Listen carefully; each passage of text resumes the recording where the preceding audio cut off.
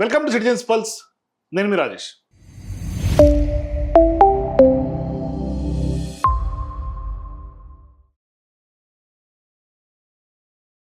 తెలంగాణలో గడిచినటువంటి 30 నెలలకు సంబంధించినటువంటి కాంగ్రెస్ పార్టీ పాలనని చూస్తూ ఉన్నాం. సో ఈ పాలన చూస్తూ ఉంటే ప్రజలందరూ కూడా ఏమంటున్నారంటే ఇక కాంగ్రెస్ పార్టీ పని ఖతమైపోయింది. హామీలు 400కు పైగా ఇచ్చినటువంటి హామీలు ఏ ఒక్కటి నెరవేరలేదు.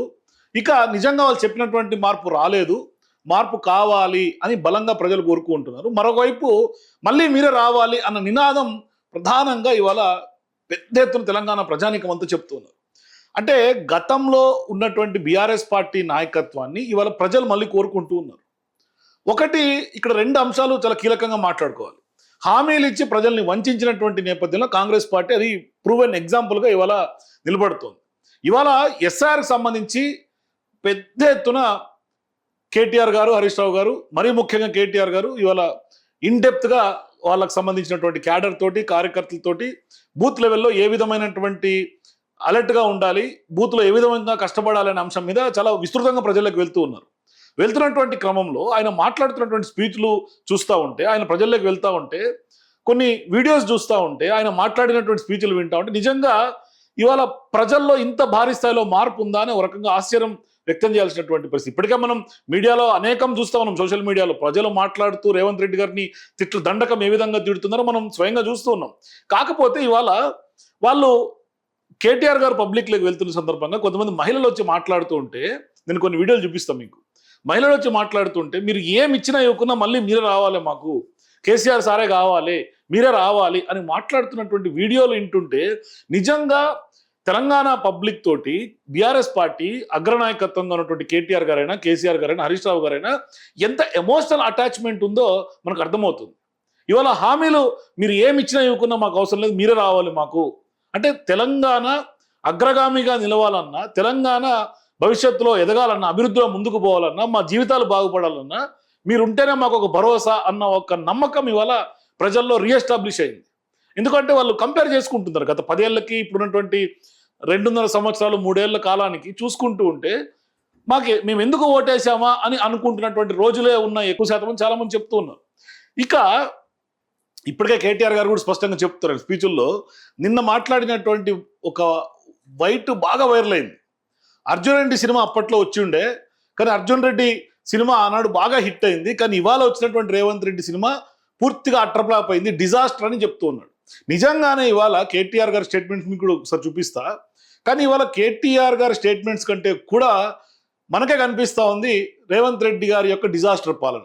అది హైడ్రా తీసుకున్న, బతుకులు ఆగం చేసే విషయంలో మూసీ తీసుకున్న, లేదంటే ఎస్బీఐకి సంబంధించినటువంటి రీసెంట్ వివాదం, ఇక హైకోర్టుకు సంబంధించినటువంటి ప్రతి అంశం హైకోర్టుకు పోవాల్సిందే. అన్నిటికంటే ముఖ్యంగా మహిళలను ఎట్లా ఏ విధంగా హామీలు ఇచ్చి మోసం చేసిండ్రు, రైతులను ఏ విధంగా మోసం చేసిండ్రు, నిరుద్యోగులకు సంబంధించి ఇవాళ ప్రతిరోజు రోడ్డు ఎక్కుతున్నారు నిరుద్యోగులు. ఇవాళ కూడా నిరుద్యోగులు రోడ్డు ఎక్కినటువంటి సందర్భాలు ఉన్నాయి. ప్రతిరోజు దిల్సుఖ్ నగర్, చిక్కడపల్లి. మరి ఆనాడు రాహుల్ గాంధీ సెంట్రల్ లైబ్రరీకి వచ్చినటువంటి రాహుల్ గాంధీ, అందరితో కూర్చొని ఛాయ్ తాగినటువంటి రాహుల్ గాంధీ ఏమైపోయిండు? ఇవాళ రాహుల్ గాంధీ ఎక్కడ? ఇవాళ కేవలం హామీలు ఇచ్చినప్పుడు, 5 గ్యారెంటీలు ఇచ్చినప్పుడు తుక్కు కూడా సభకు రావడేనా? తర్వాత డిక్లరేషన్ ప్రకటించినప్పుడు రాహుల్, ప్రియాంకలు, ఖర్గేలు రావటమేనా? ఇవాళ నిజంగా ఒక వీడియో ఖర్గే అంటే గుర్తొచ్చింది. ఒక వీడియో బాగా వైరల్ అవుతా ఉంది. కర్ణాటకలో ఒక బహిరంగ సభలో ఖర్గే మాట్లాడుతా వాళ్ళకు సంబంధించినటువంటి పార్టీ వర్కర్లని గతంలో తుక్కుగూడలో ప్రజలను ఉద్దేశించి మీరు ఉండండి, వినండి, వెళ్ళిపోతే వెళ్ళిపోండి అని ఎంత నెగ్లెక్ట్గా ప్రజల్ని తీసేసి మాట్లాడిండో సేమ్ అదే తీరున ఆయన ఇవాళ బెంగళూరులో మాట్లాడి డీకే శివకుమార్కి సంబంధించినటువంటి కొంతమంది వర్గం అక్కడ లేస్తే ఆయన ఏమన్నాడంటే యూజ్లెస్ ఫెలోస్ అన్నాడండి. అది ఇవాళ సోషల్ మీడియాలో విస్తృతంగా వైరల్ అవుతుంది. అంటే ఏ ప్రజలైతే మీకు ఓటేసి గెలిపిస్తారో వాళ్ళందరూ యూజ్లెస్ ఫెలోస్ కింద లెక్క వీళ్ళకి. ఇది కాంగ్రెస్ పార్టీ యొక్క ఐడియాలజీ. కాంగ్రెస్ పార్టీ జాతీయ అధ్యక్షుడు ఆయన. మళ్ళీ వయసు వస్తే సరిపోదు, వయసుతో పాటుగా కొంత ఇంగితం పెరగాలి, వయసుతో పాటుగా జ్ఞానం పెరగాలి, ప్రజలతో ఏ విధంగా కనెక్టివిటీ పెంచుకోవాలో తెలియాలి, ప్రజలతో బాండింగ్ ఎమోషనల్గా బిల్డ్ చేసుకోవాలి. అంతే తప్పితే ఒక మెకానిజం లాగా మేము వెళ్ళి అంటే వాళ్ళే సచ్చినట్టు ఓటేస్తారులే. రాహుల్ గాంధీ గారు అంటే ఆయనేమో మొహబ్బత్కి దుకాన్ అంటాడు, వీళ్ళేమో ఈ మొహబ్బత్ ఏమో పక్కన పెడితే ఈయన ఒక రకంగా జనాల్ని తీసేసి మాట్లాడుతుంటాడు. ఇక రేవంత్ రెడ్డి గారు అయితే మొత్తం వాళ్ళు బతుకులు నాగం చేస్తూ ఉంటారు. ఇది కాంగ్రెస్ పార్టీ ఐడియాలజీ. ఒకసారి ఖర్గే మాటలు వినండి. ఆ అధికారమన్న అధ్యక్షగిరి అధికారమన్న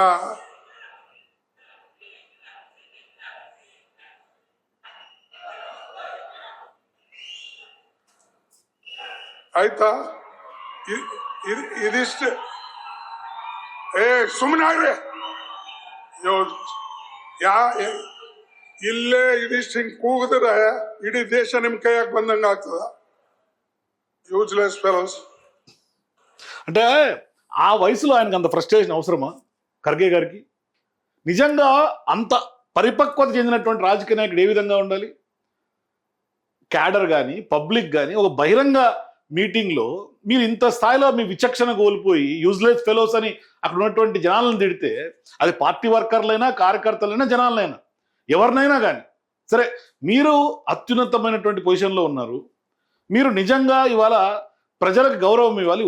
అరే సైలెంట్గా ఉండండి చెప్పొచ్చు. మీరు అన్నారు స్టార్టింగ్లో సైలెంట్గా ఉండాలని అనొచ్చు. లేదు మీరు ఇంకోటి అన్నారు, మీ కన్నడ లాంగ్వేజ్లో నాకు అర్థమవుతుంది కానీ నేను చెప్తున్నా. మీరేమన్నారు, ఇక్కడ కూర్చొని మీరు నినాదాలు చేస్తే దేశమే మీ చేతిలోకి రాదు అని అన్నారు. వాస్తవమే. కాబట్టి మీరు గ్రౌండ్లోకి వెళ్ళి కష్టపడండి మీరు చెప్పే ఉద్దేశం అయి ఉండొచ్చు. కానీ మీరు చెప్పినటువంటి విధానం యూజ్లెస్ ఫెలోస్ అని మాటలు మీ నోటి నుంచి వచ్చినాయి అంటే వాళ్ళు ఎందుకు కష్టపడతారు మీ పార్టీ కోసం? మీ రాహుల్ గాంధీని వాళ్ళు ఎందుకు ప్రధానం చేయాలి? మీద తిట్టించుకోవడానికి వాళ్ళు ప్రధానం చేయాలా? ఎమోషనల్గా కనెక్టివిటీ ఎక్కడ పోయింది ప్రజలతోటి? ఇది లేదు. పొద్దున్న లేస్తే మీ ముఖ్యమంత్రులు తిట్టాలి, మంత్రులు తిట్టాలి, మీరు తిట్టాలి. ఇక మీరు అధికార దర్పం మీరు కర్ణాటకలోనే చూపిస్తున్నారు, తెలంగాణలో చూపిస్తున్నారు, మీ రాష్ట్రాల్లో, మీ అధికారంలో ఉన్నటువంటి రాష్ట్రాల్లో. అంటే మీకు జాతీయ స్థాయిలో ఎందుకు ఇవాళ మీకు ఓటేయాలి? ఇవాళ బీజేపీ పదే పదే వరుసగా 3 సార్లు గెలుస్తోంది అంటే అది వాళ్ళ బలం కాదు, మీ బలహీనత, మీ చేతగానితనం. వాళ్ళు దాన్ని అద్భుతంగా మలుచుకొని ఇవాళ ఓట్లు తెచ్చుకొని వాళ్ళు పదే పదే ప్రధానిగా నరేంద్ర మోదీ గద్దెనెక్కుతున్నాడు. ఇవాళ మీ చేతగాంతనమే అనేక రాష్ట్రాల్లో మీ కూటమి పార్టీలు మీరే స్వయంగా ఓడిస్తూ ఉన్నారు. ఇది నగ్న సత్యం. ఇక నిజంగానే తెలంగాణ విషయం మాట్లాడితే, అప్పట్లో ఒక సినిమా వచ్చిండే అర్జున్ రెడ్డి అని, సూపర్ హిట్ అయింది. కానీ ఇప్పుడు వచ్చిన cinema Revanth Reddy after flop disaster. First half interval అయిపోగానే ఎక్కడో అక్కడ తల పట్టుకొని కూర్చున్నారు, ఎప్పుడు పోతాడరా నాయన అయినా అని. నిజమే కదా. ఇప్పుడు ఫస్ట్ హాఫ్ అయిపోయింది. 5 ఏళ్ల పీరియడ్లో 2.5 సంవత్సరాలు అయిపోయింది. ఫస్ట్ హాఫ్ నిజంగానే తల పట్టుకొని ఎందుకు గెలిపించినామో, ఎందుకు ఓటేసినామో అని అనుకున్న సందర్భమే కదా. ఇవాళ కరెక్ట్గా చెప్పిండు కేటీఆర్ సార్. మరి వాస్తవానికి కూడా ఇవాళ ఆయన మొత్తం స్పీచ్ ఇంటే కూడా ఎక్కడ ఇటుక పెట్టలే, నిజంగా ఇటుక పెట్టలే, వాస్తవానికి కూడా ఇటుక పెట్టలే. మహిళలకు ఇవ్వాల్సినటువంటి చెప్పినటువంటి హామీ 2,500 రూపాయలు ఇవ్వలే, నిజంగా కూడా ఇవ్వలే ఎక్కడ కూడా. మరి ఆడబిడ్డలను కోటీశ్వరులను చేస్తా అంటాడు. ఎక్కడ కోటీశ్వరులు? లక్షాధికారులనే చేయండి నాయన అని మొత్తుకుంటా ఉన్నారు. నిజమే, లక్షాధికారులు చేసే పరిస్థితి లేదు. ఇల్లు ఉంటే చాలు, పుస్తలు ఉంటే చాలు మెళ్ళలో. ఇది పరిస్థితి. ఇప్పుడు ఆడబిడ్డల పరిస్థితి అది తెలంగాణలో. ఇల్లు కూల్చకుండా ఉంటే చాలు. ఇవాళ ఆ రోజు గడిస్తే ఇల్లు కూల్చకుండా హైడ్రానో లేకుంటే రెవెన్యూ అధికారులు, మున్సిపల్ అధికారులు వచ్చి ఆ రోజు జేసీబీ మీ ఇంటిని మీద పెట్టకుండా ఉంటే ఈ రోజుకి ఇప్పుడు గడిచినట్లే కమ్మయ్య అని అనుకునే పరిస్థితి. ఇది తెలంగాణలో ఉన్నటువంటి వాస్తవిక పరిస్థితి. మరి జాతీయ స్థాయి నాయకత్వానికి ఎవరిని తెలుసా తెలీదా ఇవన్నీ పక్కన పెడదాం. కానీ ఇక్కడైతే మాత్రం రేవంత్ రెడ్డి గారు చేస్తున్నటువంటి పని అదే. సరే, ఈయన కేటీఆర్ గారు చెప్పిండ్రు కప్పం కడుతుండ్రు ఢిల్లీకి, అందుకనే ఆయనకి రెన్యువల్ సీఎంగా ఆయన పదే పదే రెన్యువల్ చేసుకుంటుండే పోయి ఢిల్లీకి పోయి. మరి ఇవాళ కూడా ఢిల్లీకి పోయిండు ఆయన. మరి అక్కడ ఏం రెన్యువల్ చేయించుకొని వస్తాడో తెలియదు. కాకపోతే ఆయన విధానాలు, అపరిపక్వతతో తీసుకుంటున్నటువంటి నిర్ణయాలు, ప్రభుత్వ విధానాలు, ప్రభుత్వంలో ట్రాన్స్పరెన్సీ లేకపోవటం, అట్లాగే డిపిఆర్లు బయట పెట్టకపోవటం మూసీ పేరుతో కానీ లేకుంటే ఇంకోటి కానీ మరొకటి కానీ. ఇవాళ మెట్రో విషయం తీసుకుంటూ కూడా అదే పరిస్థితి. అంటే ఏమీ చేయలేకపోతుండండి వాస్తవానికి. అన్నీ చేసినట్టుగా ప్రచారం చేసుకుంటుండు కానీ ఏమీ చేయలేకపోతుంది గ్రౌండ్ లెవెల్. ఇది ప్రజలకు బాగా అర్థమైంది.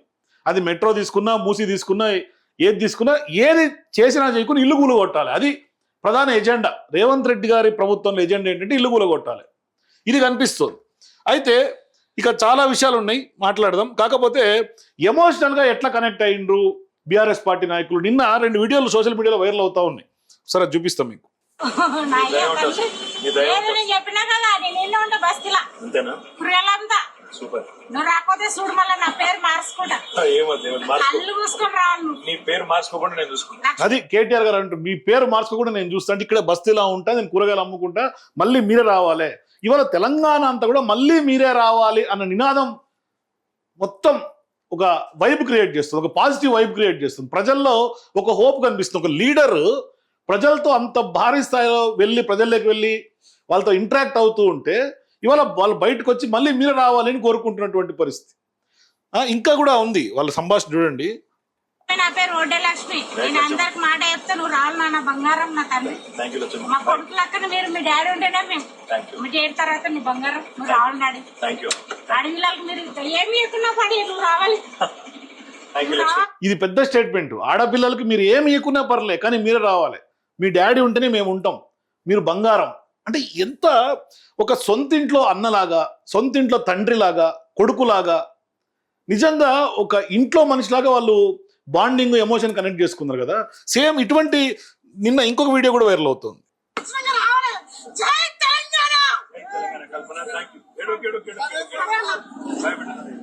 చూడండి, ఈ అమ్మాయి ఏడుస్తూ ఎమోషనల్ గా కనెక్ట్ అయ్యి జై తెలంగాణ మళ్ళీ మీరు రావాలని చెప్పి వెళ్ళిపోయింది. చూడండి, ఏడవకొని కేటీఆర్ గారే అక్కడ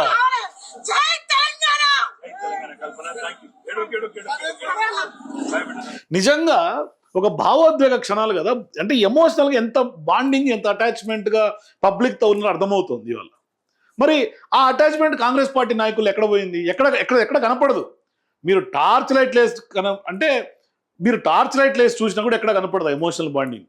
అధికారంలోకి వచ్చిండ్రంటే అమ్మయ్య వచ్చినాం రా నాయన మేము, ఇక మేము ఎప్పుడు మళ్ళీ గెలుస్తామో తెలియదు కాబట్టి ఉన్నది కాస్త ఇప్పటికే ఏదైనా, అది సినిమాలో డైలాగ్ వచ్చింది రీసెంట్గా, పెద్ద సినిమాలో అనుకుంటా, మళ్ళీ పుడతామో తెలియదు, ఏ జైలు ఇప్పుడు చేసేయాలని, అట్లా ఉంది పరిస్థితి. వాళ్ళ పరిస్థితి మళ్ళీ వస్తామో లేదు తెలియదు, ఏది చేసినా ఈ టర్మ్లోనే చేసుకోవాలా అన్న పరిస్థితిలో ఇవాళ కాంగ్రెస్ పార్టీ నాయకులు మారిపోయారు.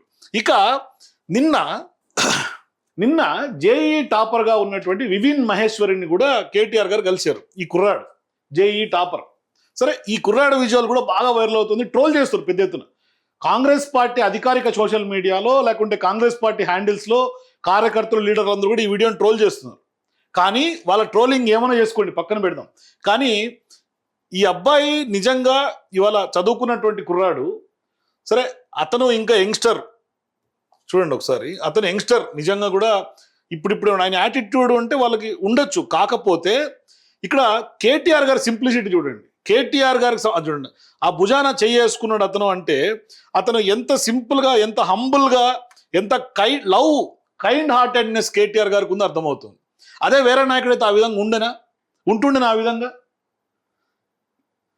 ఈ కుర్రాడంటే నిజంగా ఇవాళ చాలా మంది సోషల్ మీడియాలో ఏం నడుస్తుందంటే చదువుతో పాటు సంస్కారం కూడా నేర్పించాలి, సంస్కారం కూడా ఉండాలి, తల్లిదండ్రులకి ఇది ఒక సూచన, నిజంగా చదువుకుంటే సరిపోదు అని పెడుతున్నారు సోషల్ మీడియాలో.